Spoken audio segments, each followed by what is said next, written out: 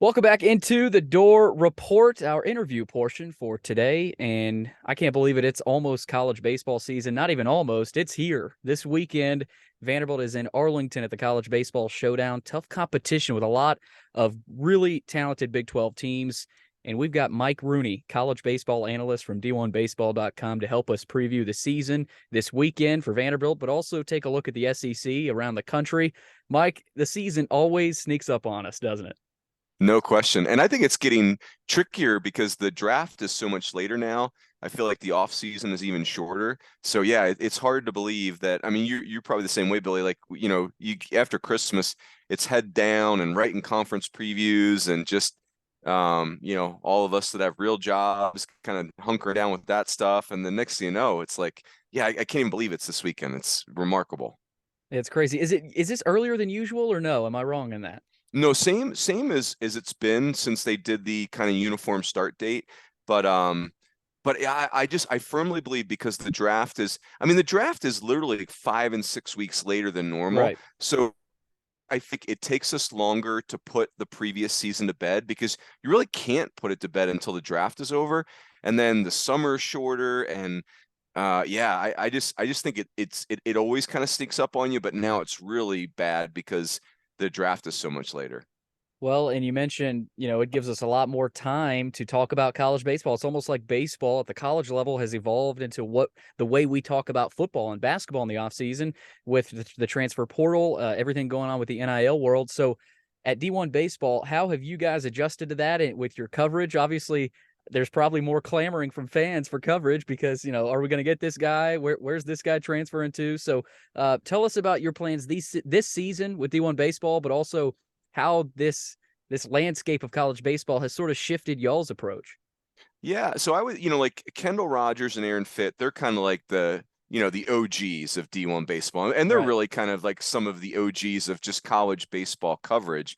And so, those guys are really the geniuses behind what's happening at D1 baseball. I would say the growth of the sport, it's been really fun for D1 baseball for all of us to be able to follow along with that. And then, the SEC is just a different animal when it comes to college baseball in every way, facilities, fan base, interest, etc. And so, you know, I guess it was Kendall had the idea to do this SEC Extra where the main site will still cover the SEC because you have to, but to dive deeper into the SEC, and it allowed D1 baseball to hire someone like Joe Healy, who's really talented, really just a very gifted writer who loves college baseball. Have Mark Etheridge have a more prominent role. So those guys have done an awesome job with that. So yeah, what a ride, like it's amazing how the sport just keeps growing and growing. It's crazy. And I want to start there with how it has grown. And the pace of play has been a highly debated topic. Of course, the 10 runs after 7 innings run rule has been enforced on SEC games this season. Mike, correct me if I'm wrong. Is that an SEC thing only for this season, or is that across the country? Yeah, I mean the SEC. I would say I don't want to get on a dissertation here, but I'm not a fan of the pitch timer. Like the 20 seconds. I think you know people have seen it work in minor league baseball, and college baseball, and minor league baseball could not be more different. They're just Right. such different games, and so I think the SEC, who's always on the cutting edge of this, you see like teams like Vandy and Georgia using the PitchCom wristbands. To me, that is a game changer when it comes to pace of play. The pitch clock is just a nightmare, to be honest. I was on an umpire call today. We spent an hour talking about all the nuances and ramifications of the pitch clock. And by the time you orchestrate all these things, I don't even know if the game got quicker. We're just winding ourselves like a top. But I will say the things that the SEC came up with today, where, hey, 2.5 minutes for pitching change, 30 seconds in between hitters, 30 seconds for pitching, for pitching conferences. Those things are cutting edge. Again, the pitch com stuff that the SEC schools have been on the front end of. To me, that is how you change the pace of play. I love the 10-run rule. Like, hey, it's going to be less at bats for some bench guys and less innings for some guys that are deeper in the pitching staff. And that's a bummer, but I don't know. Maybe that's what for summer ball is for anyway. I'm really concerned about the pitch timer. I'm all for a pitch timer with nobody on base. I'm not in favor of it with runners on base. I just think it's too much. And all we're doing is we're rushing the game as opposed to trying to, have a better pace. The Sorry pitch about the timer, soapbox there. no, no, I love it. I love it. Yeah, hopefully that clears it up for some people, because the pitch timer, it's almost like fans forget it's even there at some point, because, like you mentioned, what use is this doing? What good has come out of this pitch Yeah. timer? The pitch com, do you see more teams evolving towards that? Through your conversations with coaches and even players, is that something that has been well received, or is every program different? Yeah, so I would so 2 points there. One is I agree, fans have never noticed the pitch timer before. They're gonna notice it this year because the umpires are under, basically, hey, if you want to umpire in the postseason, you better enforce this pitch clock. That's the umpires use some discretion in the past. Now it's, Right. it's basically, do it or their postseason lives are at stake. I would say the reason PitchCom is going to increase is because, hey, the new thing is not only with the pitchers, but the hitters have to be ready to hit in 10 seconds or less. So I think coaches are really spooked by all this. And so I think that's going to increase the use of things like PitchCom because, again, if you're coaching third base, you got 10 seconds to get whatever offensive play you want in, or else your hitter's getting a strike called on them. So I do think PitchCom is going to be continue to be more popular because the pitch timer is so onerous.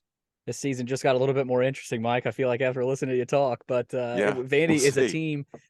Vandy is a team that uses the pitch com, and they, I don't know that you could say they were the first, but they were the first big elite program to implement it. They got some hate, they got some love, but for Vandy's point of view, going back to last season, lost in the Corvallis Regional, of course, took Oregon State down to the final pitch, which surprised a lot of Vanderbilt fans and people that are a part of that program, because there was a lot of negativity going on last season with the struggles at the plate and things of that nature. Tons of pitching coming back this season. The bats have to improve, though, following last season's lack of consistent production at the plate. I mean, that it has to change. So do you sense that changing? Do you sense Vanderbilt making a change at the plate and just being better? Because if they don't, they may be in the same spot as they were last year. Yeah, I would say, I got lucky to see Vandy this fall, and I saw them in a fall scrimmage versus Arizona State, and they were very impressive. I would say, the truth is the Vandy position player group has been underwhelming since 2019. Even in 2021, that was kind of like the Kumar Lighter show, right? Like that position player group was not stressed very much. And they did not, they looked gassed at the end of the year. And so, last year's position player group, same thing. It wasn't normal. It just didn't look like your typical Vandy team. What I saw in the fall, I liked very, very much. I mean, Enrique Bradfield Jr., is such a dynamic player. I like the fact that maybe Jack Bulger could DH instead of DH instead of catch.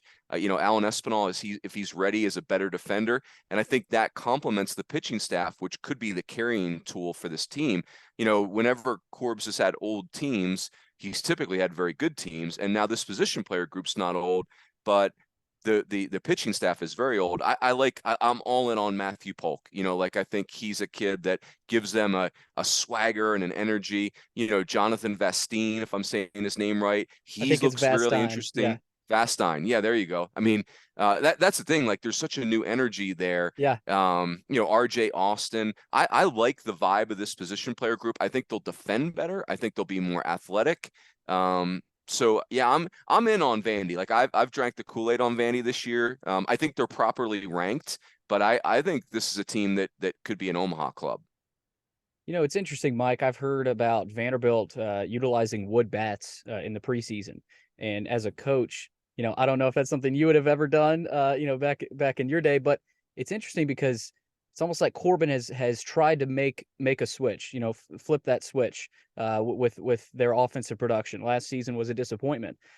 So do you know anything in regards to what that wood bat does to prepare a collegiate player for a season? Does it have advantages, or is that something that we maybe shouldn't be talking about as much? Because I heard a lot of rumblings about it in the preseason. Yeah, I would say I would say so. I'll speculate, and obviously I'm not speaking for Corbs. I have no idea what his rationale was, but my impression of the last couple Vandy position player groups is just physical and a little sluggish. Like there just wasn't a ton of life to the group. And so, in very recent college baseball, the home run has become so prevalent. Maybe, with the wood bats, and by the way, all these players have used wood bats a ton when they're in Right. travel ball and those types of things. So it's not super radical. But the one thing about the wood bat is it's less forgiving. So if I'm Corbs and he does have a smaller, quicker team this year that's going to have to play air quotes baseball more than just try and leave the yard.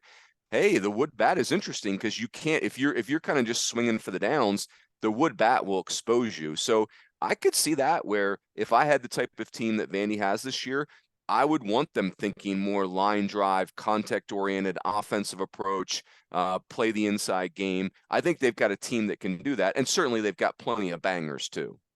No doubt. And it's just interesting because, you hear it all throughout the summer. These kids are using wood bats, but this close to a season, I thought that was interesting. Vandy plays TCU, Oklahoma State, and Texas out in Arlington. So obviously that's quite the way to start your season in the college baseball showdown. How do they stack up with those clubs? Obviously, we saw what Texas did last year. TCU, we've seen what they have been over the years, and Oklahoma State had a heck of a season last year as well. So how do you think Vandy stacks up with those Big 12 teams? Yeah, Vandy's very different from those teams. The big theme in the Big 12 is they really almost the entire league is replacing their entire rotation. Just a very weird year where they Ooh. had tons of pitching drafted, and whereas Vandy is the opposite, where just tons of returning pitching. So I think Vandy will have a huge advantage on the mound versus those teams. Oklahoma State is a program that I think is capable of winning the national title. I think they're the class of the Big 12. Texas is interesting. David Pierce, now they've been to Omaha 3 of the last 4 years, but Texas has replaced their entire coaching staff. I mean, David Pierce, the head coach, has 3 new assistants. So that's unique. Like this will be their first real game together as a new coaching staff.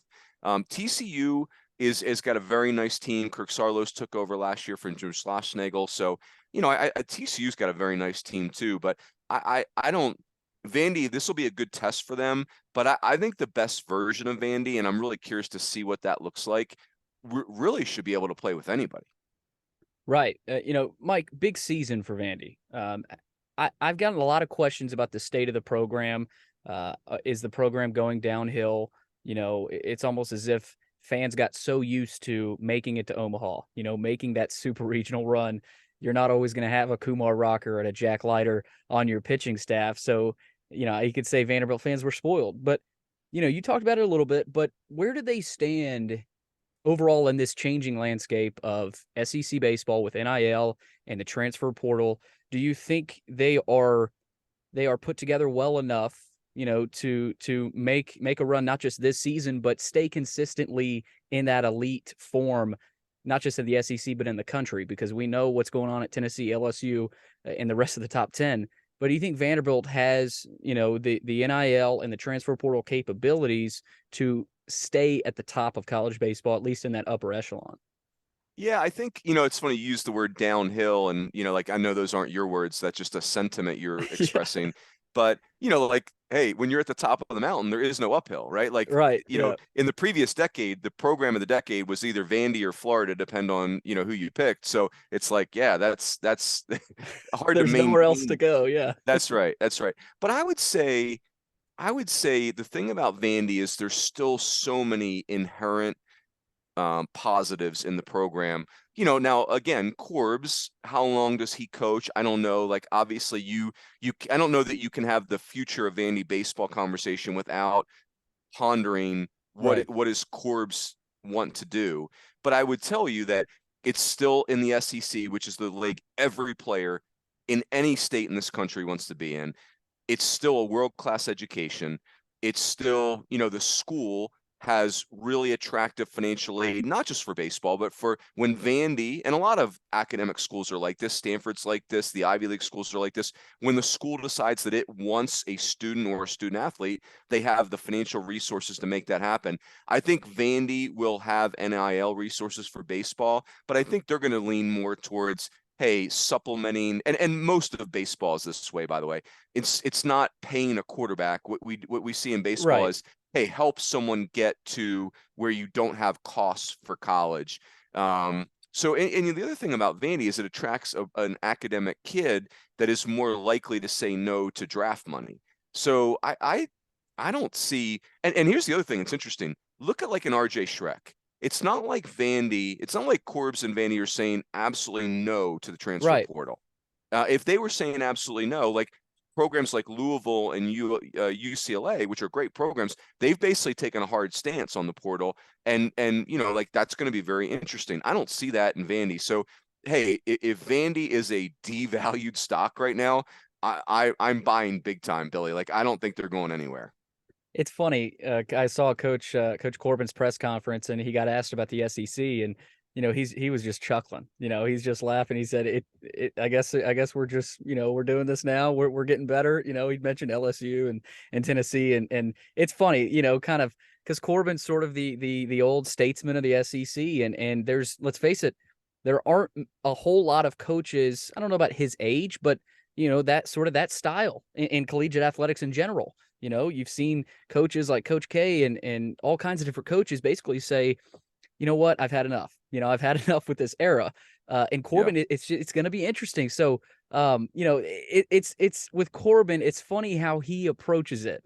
He hasn't changed really anything within the methods. We're a developmental Mhm. program. We're not changing. You mentioned RJ Schreck, but he fits the program. He's a player that fits, and I think that's very interesting to note. Because Vanderbilt, they're gonna have to change, but they don't have to drastically change. Yeah, and I think, you mentioned Tennessee. I don't see LSU as like this terrible threat to Vandy. Like they kind of recruit in different circles. Right. That not a ton of overlap. Other than LSU is Christian Little, of course. yeah, but like I think the Christian Little thing at Vandy, again, I'm only speaking for myself outside observation. Like Christian Little, where he went was irrelevant. He just was not staying at Vandy. Like it had played out. Like sometimes the player and the program just aren't a great fit for each other, and that Right. was my impression of the Christian Little situation. I will tell you the program that does change things for Vandy is Tennessee, because for the longest time Vandy has just, cherry picked everything they wanted in the state of Tennessee, which is a very good state for high school baseball. And now it's not that way. Now Vandy and Tennessee are splitting the best players in the state. The thing that's great, the good news for Vandy, though, is that's an adjustment that's easily made for Corbs and for Brownie and for Mike Baxter, where Vandy's a national brand. They just have to, hey, maybe it does become a little bit more California, like a Davis Diaz and an RJ Schreck and those types of, who knows? But the Tennessee thing is not as easy as it once was. No, and you've hit on something that I love talking about. And ever since Tony Vitello got that program up and rolling, I knew it would get to this point. I knew it would get to this point of where Vanderbilt, Tennessee might be the best rivalry matchup in the country at this point. Now, Vanderbilt, they're still in the top 10. Obviously, they're not where they quite were under Rocker and Leiter in the 2019 national title team, but they're still up there. And you said it. So with that dynamic, put yourself in a high school player's shoes in the state of Tennessee. Obviously, every player is different, but how would you compare the two schools in terms of expectations, in terms of a coaching style? Are they polar opposites, Mike? I mean, and is that a good thing? Because I think it's phenomenal. I think the Yeah. different styles of both programs suit the player perfectly. Because if you want to go to Vanderbilt, you probably know the type of player that wants to go to Vanderbilt. But if you see a commit that is interested in Tennessee, you're not surprised maybe by the personality, the the exuberance, some of that. So just talk about that dynamic and how a player perceives those two schools and how much it might have changed over the years. Yeah, I would say this is going to sound, like hyperbole, but I sincerely believe this. Like, I can't think of the Vandy and Tennessee are the two programs over the last 20 years that have probably done more to grow the profile of college baseball than any other programs. Vandy, just because, the diversity that Corbs has had in this program, the number of big leaguers, as the SEC has really exploded, Vandy has been right there at the front of the race. And then, Tennessee it's like the Miami Hurricanes of the 1980s with football, where, they're you can't take your eyes off them. They're, they're as entertaining of a program as you're going to find. And I think if you're a family of an elite high school player and you're being courted by Vandy in Tennessee, the programs are very different. And I think the differences will help you make the decision for you. But I think if your dream is to be a big leaguer and have a great college experience and all that, both are great choices. Right. I think it's a stylistic difference more than anything else. But if I'm a dad and what I really care about is the future of my kid and I think both are great choices. But you're right, like the rivalry is really intense. The stylistic differences are glaring. But I think it's and then you mix in what LSU's got going, and it really is. It's got to. I don't mean this to be belittling or condescending. I mean this complimentary. Like it's got a WWE feel to it in a positive way, meaning like it's so entertaining you can't keep your eyes off it. And that's why ESPN is all over that weekend in Knoxville, April 21st through the 23rd. ESPN2 back-to-back days, Saturday and Sunday, to see who Yeah. determines the series. So can't wait for that. Mike, I won't keep you here too much longer. I got a couple more. Enrique Bradfield Jr., you mentioned him. I mean, you can't talk about Vandy without talking about him. He's on just about every preseason watch list. He's got a shot at the Golden Spikes, which I think is really incredible. I think when he got here as a freshman, it was interesting. You knew he was good, but how good was he going to be? He's turned into one of the best players in the country. How excited are you to watch him this season, both on defense, but also at the plate? Because he developed some power last year that I think surprised some people.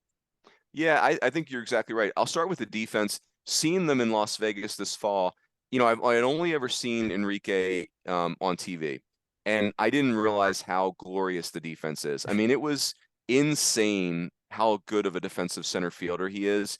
And of course, offensively, the run tool, steals the show, and 93 for 99 in stolen bases. And, you mentioned it, like he slugged 415 last year. He hit 8 home runs.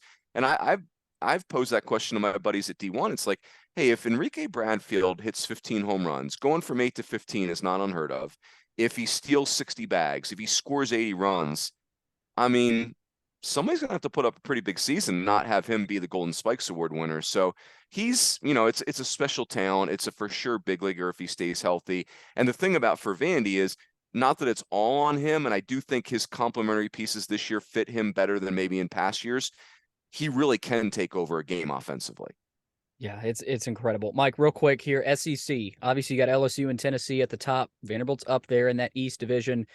Tell me about Arkansas in that West Division. And of course, LSU is out there, but A&M, obviously the SEC is stacked. How do you see it before the season? Not projecting, but how do you stack up the SEC? That's a loaded question. Yeah, I mean, it's like buckle your chin strap and put your big boy, big girl pants on. It's like, hey, we couldn't even, we did the rankings and we love Alabama because they're very old. We love South Carolina because we think they've got a chance to be dominant on the mound. And then you start ranking teams like that, and all of a sudden Auburn, who's been to Omaha 2 of the last 3 years, and Mississippi State, who won a national title 2 years ago, now they get squeezed out. They're not top 25 teams. And Georgia, who I think is very good, I picked them as a sleeper in one of these staff picks. They're not one of the 11 regional teams that we have this year.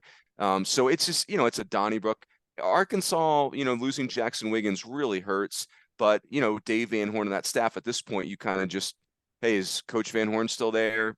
Coach Hobbs, Coach Thompson. All right, yeah, I'm in, right? It's like nobody's recruiting better than them. They're doing a great job in the portal. So both divisions are going to be a hot mess, like only the SEC can be. But that's, why last year you get 4 SEC West teams in Omaha. If you can survive the league, you can beat anybody. Can't wait. College baseball gets going this weekend. You got the college baseball showdown, of course, Vanderbilt and Texas, TCU, Oklahoma State. I think UCLA's in it too, right, Mike? I think you got this weekend is Missouri, Missouri, Vandy. It's the Big 12 teams are, what did we say? Texas, TCU, and Oklahoma State. Yes, gotcha. Who knows? I can't keep it going. But Mike, thank you so much for taking the time. Enjoy the coverage because we know you're going to be busy here pretty soon. Gotta love it. Thank you. Appreciate it. Thanks, Mike. Have a good one. You too.